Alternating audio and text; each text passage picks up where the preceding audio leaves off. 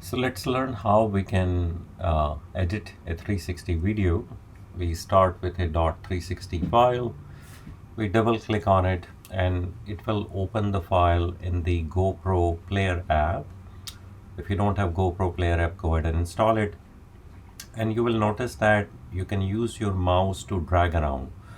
So this is the most important point in a 360 video, that you can use your mouse to drag around, and that's the key thing over here. And you will notice that you can set some keyframes in the video. So if you notice on the bottom, there is this like circular kind of icon, and there is also a re-level which is available on the right hand side. So when you click on that circular icon, that creates a keyframe, and you click on the keyframe icon one more time to set the angle of the camera, and then you drag along the timeline and you create further keyframes by clicking on the timeline and then clicking on that blue dot, and that's how you create various keyframes on your 360. You can drag back on the timeline and play it back and see how your edits are coming along. You can adjust the camera angle if you want.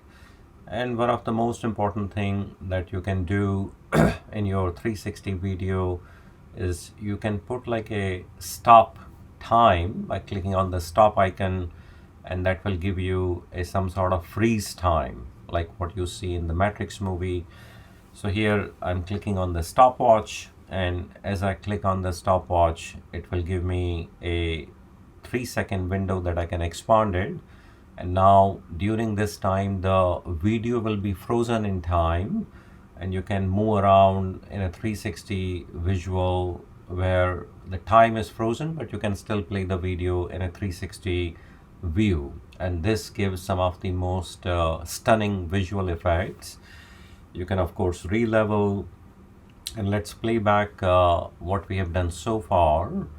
Like, there are a couple of keyframes that we set up in a 360-degree video.